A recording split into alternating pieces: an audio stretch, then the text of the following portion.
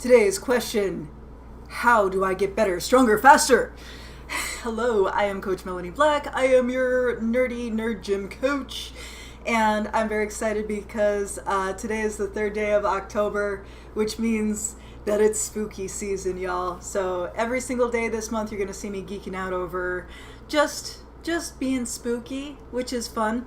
But also, I am very excited about today's question of the day. I actually got it from two different people who have slightly different goals, and it was a really good question. I felt like it was worth answering a little bit here. So if you, dear listener, are in a position where you're saying, you know what, I'm making progress, I've been chugging away at my program for a little while now, maybe you're more than 6 weeks in. Usually in the first 6 weeks of any program, you're going to see some really stellar, lightning fast progress, provided you have an intelligently designed program, of course.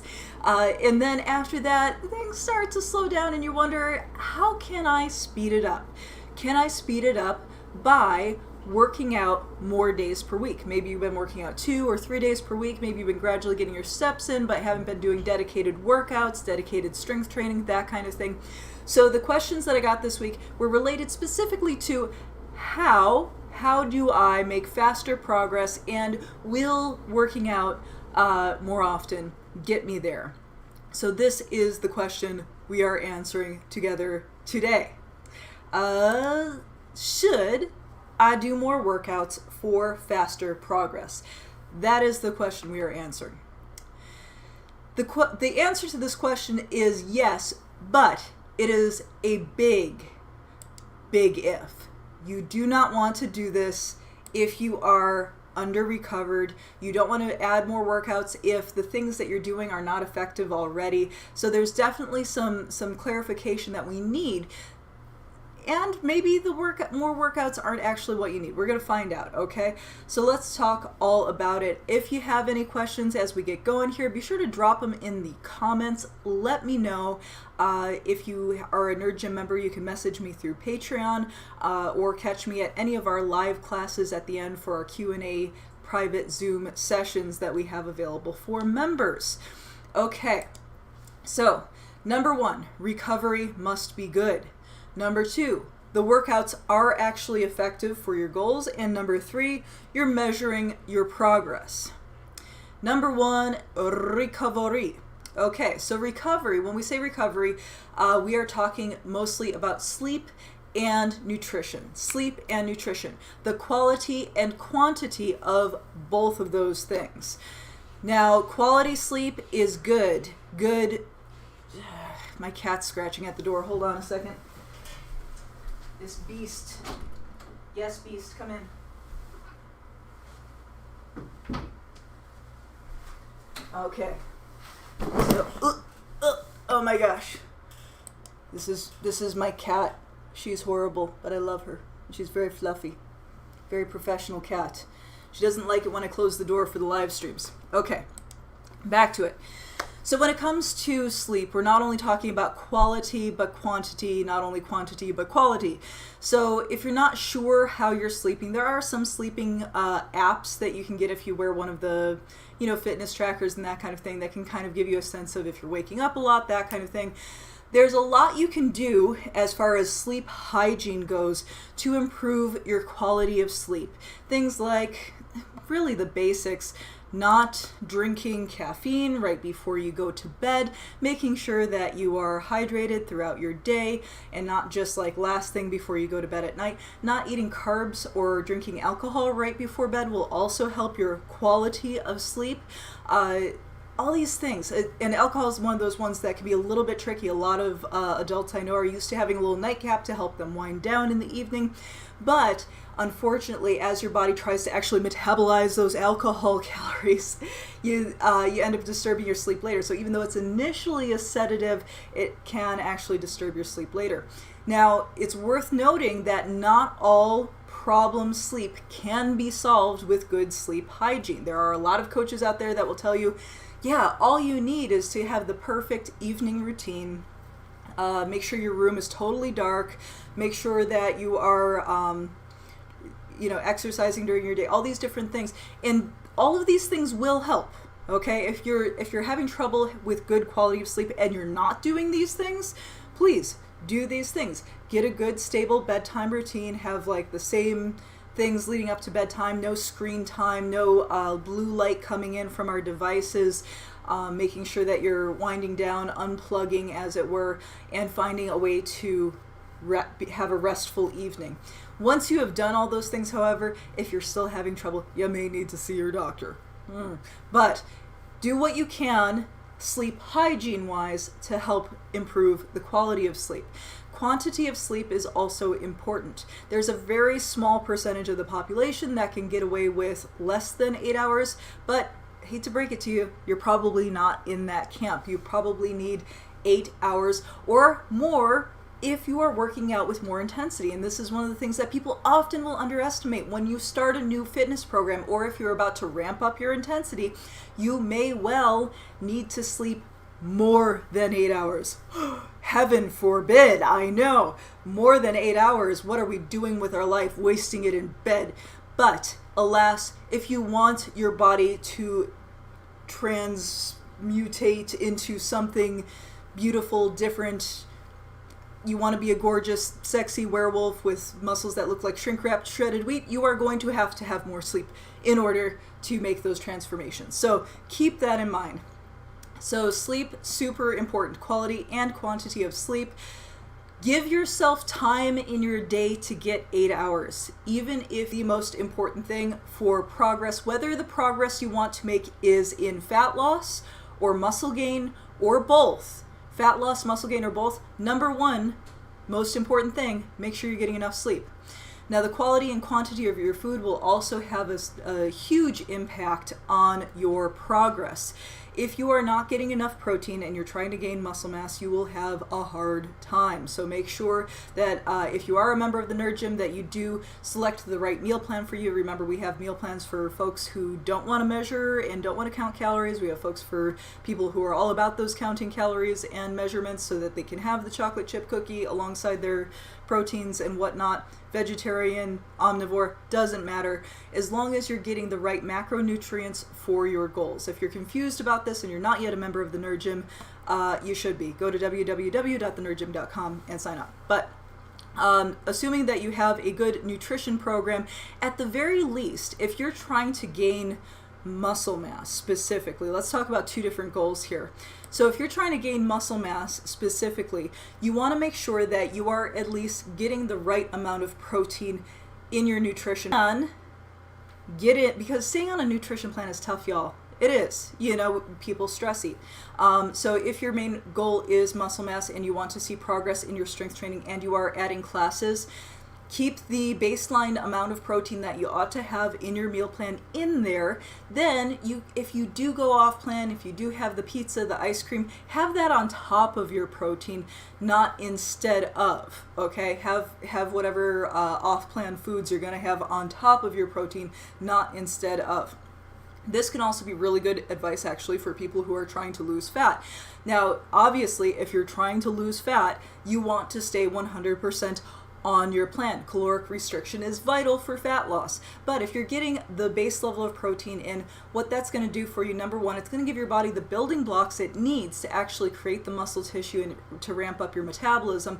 And number two, a lot of the hormones that are in your body, a lot of the hormones for as far as like ghrelin, insulin, all the metabolic hormones, these are all made out of protein. So if you don't want to sabotage your hormonal balance and or you want to give your body what it needs to actually build the muscle, protein, yes. And this does not mean that you have to be a meat eater, although it is simpler if you are, but you absolutely can do this vegetarian. So whether your goal is for mass gain or fat loss or both, you want to get enough sleep, you want to make sure that you're getting enough protein, and then if furthermore you have a fat loss goal, you want to make sure that you are at a caloric level that will allow your body to burn fat.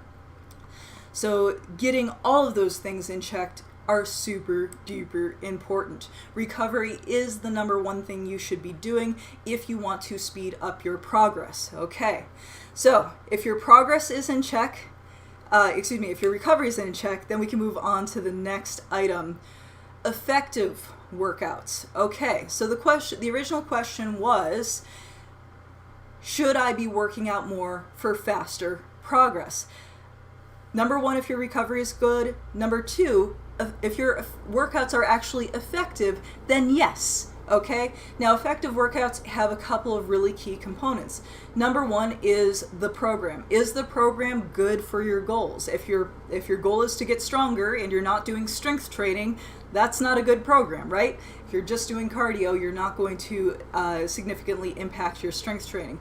So you want something that's intelligently designed. If you're already a member of the Nerd Gym, you know what's up. You can hop into those live classes. I have designed the program for you to be adaptable to your goals, working the rep ranges that are right for you and all that good stuff. But if you have questions on that, please let me know. So you want to make sure that your program itself is effective. And then the other huge key point is your form and intensity. So no matter how good the program is, doesn't matter how good the program is, if your form is bad and you're working out more days per week, not only are you not going to make good progress, but you really significantly increase the risk of injury. So make sure that you have somebody to have eyes on your form, especially if you are a beginner. This is why coaching is super awesome. So form, intensity. Now you can kind of go through the motions without putting in the intensity. And while that may have gotten you progress in your first 6 weeks of training, beyond 6 or 12 weeks, you actually need to put in that intensity. And I think this is where a lot of people who are just past that beginner phase stall out. When you're an absolutely brand new beginner and you're just starting your workout program, you can just kind of go through the motions and you're going to get neurological adaptations. Neurological adaptations mean that the brain gets connected through the nervous system to the muscles, which means that you will get stronger just by going through the movement patterns over and over again. Your body gets used to doing these things, so it will get stronger just from going through the motions, meaning the muscle fibers that are already there that maybe have been a little bit sleepy get woken up by that nervous system. But once you're past that phase and you have to actually build new muscle fibers or fully engage maybe those last few that weren't quite pulling their weight, so to speak, then we have to really look at putting in the proper intensity. So for example, a lot of times folks will hear me say 1 to 5 reps is good for strength training. Now that doesn't mean that like I do this 5 times and I'm going to make my shoulders strong. No, I need to have some kind of resistance that's going to make that 5 only just barely possible. Like 1 to 5 means like I could maybe get 3, but not quite 4 or 5, that kind of thing, right? So 1 to 5 has to be an intense 1 to 5. The amount of intensity that you put into your workouts is just as important as the program itself. In fact, if your program is not perfectly designed, you can still make progress as long as your intensity is good. But ideally, we have both, all 3, which was the program itself, the form, making sure that your workout form is good, and the amount of intensity that you put in. So that's super important. Number 2, effective workouts. And then number 3, measuring progress and taking relevant measurements, measuring the right things. If you are in a situation where you're like, I want to make progress and I want to make it faster and I want to make it now, and say for example, one of your goals are to both lose body fat and to gain muscle mass, and you are only taking weight on the scale. If you're only taking your weight on the scale, I got some bad news for you. Your apparent progress isn't going to be so great. It's going to be kind of all over the place. Remember, the body can fluctuate 8 pounds in a day just from water weight, gastric emptying, all these different factors. Even if you are really diligent about weighing in at the exact same time of day every day, and you're doing it every day so that you can account for fluctuations and a gradual decrease, if you're also gaining muscle mass while you're doing this, muscle is much more dense than fat. Not to mention that by doing strength training specifically, you will increase your bone mineral density as well. So it is not uncommon for people to come in to one of my programs, for example, who are already pretty lean, and let's say they just want to get stronger, or maybe they want to lose like 5 pounds of fat, something like that. It is not uncommon for those people coming into the program to gain weight on the scale, okay, and lose circumference inches around their waistline. So my recommendation, if you have a body transformation goal, whether that is muscle gain, fat loss, or both, is to do circumference measurements in addition to weight on the scale weekly, and to track those over time. Now, circumference measurements around the belly button is probably the most important one if you're only going to take one for fat loss. But if you have muscle gain goals, you should probably also take them around the biceps and around the thighs and any other areas where you're looking to gain muscle mass, around the glutes. And it does take a little bit of time to get used to being really consistent with how to take your measurements. But the nice thing about doing circumference measurements is it's very low tech. All you need is one of those floppy Taylor's measuring tapes, and over time you can see what's objectively happening with your body. Also, before and after photographs or progress photographs, super important. Now, with all of these things, with the measuring, with the weight on the scale, with the progress photos, it's really important that you get in the right mindset to do these things, that you're not attaching your self-worth to all this stuff. Tracking progress shouldn't be a value judgment on you as a person. Your body has kept you alive this long. Everything's going just fine. You just want to finesse it and make it, your vanity is valid. You want to make it a little bit more, a little bit different, a little bit whatever it is. That's totally cool. Take those measurements so that you can see if the things that you are doing are effective or not.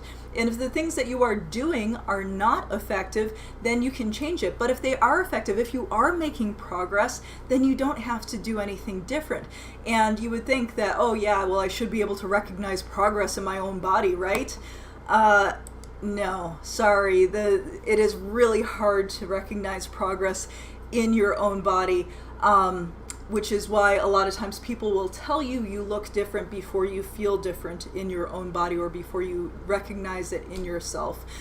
Also, in addition, taking good notes and making notes of small wins, I think, is super important. You're going to make progress in ways that you didn't think you would be able to, or didn't even occur to you before. Things like better skin, hair, nails, being able to move in different, better ways. Also tracking like how much weight you're lifting, or if you're using time under tension instead of additional weight, or in addition to additional weight, you can track your progress with time under tension there as well, whether you're using like 5 seconds down or 7 seconds down, that kind of thing. To know where you left off and where you need to make progress to. And again, here you would think that you would remember what you got for the number of reps or the weight or whatever it was, but it's very common that I'll be working with somebody and they think that they can do less than they can actually do. And if you record the progress and you say, you know what, last week I did this workout, I did 8 reps, I made a note that it felt pretty good, pretty easy. Today I'm going to try for 10. Today I'm going to try for 12. Today I'm going to get a new weight and go heavier, whatever it is. So measuring progress and taking relevant measurements, not just weight on the scale, but also circumference measurements, before photos, all those things are super important. So let's recap a little bit here. What you should be looking at if you want to make more progress, and if you want to do that by doing more workouts. Now, the specific question, should I do more workouts? The answer is yes, if you have all of these things in check. Because if you're doing more workouts and your recovery is not good, guess what? You're going to injure yourself. If you're doing more workouts and your workouts are not effective, guess what? You're just doing more ineffective stuff. If it's bad form, you're going to, again, injure yourself. If your workouts program needs improvement, whatever it is, make sure that you have good, effective workouts. And make sure that you're measuring progress, because again, if you want to make faster progress, you need to be able to track the progress to see if it's actually faster or not, right? Right. So if you have all of these things in check, then you can actually move on to getting more workouts in. If you don't have these things in check, you can make more progress just by getting them in check. Getting enough water, good quality and quantity of nutrition, good quality and quantity of sleep and recovery. That will improve. Getting more effective workouts, good program, better form, better intensity. If you need to make improvements on all that, you will get faster progress. And if you're measuring things the right way, then you can actually see if you're making progress. And once you have all of those, if you want to go even faster, yes, you can do more workouts to see faster progress in most cases. In most cases, all right? Pay attention to your body. If you feel like, you know, you're doing more but getting less return on your investment of time, that is a good indicator that something needs to change. For the program that we do at the Nerd Gym, it is very adaptable to these types of situations that I've just explained. But for example, if you were doing something that was really high intensity, like competitive type workout, something like a CrossFit, doing more might actually get you diminishing returns on your investment. Again, one could argue that the program is not quite what it should be, but the idea is if you put your body under too much stress, that cuts in.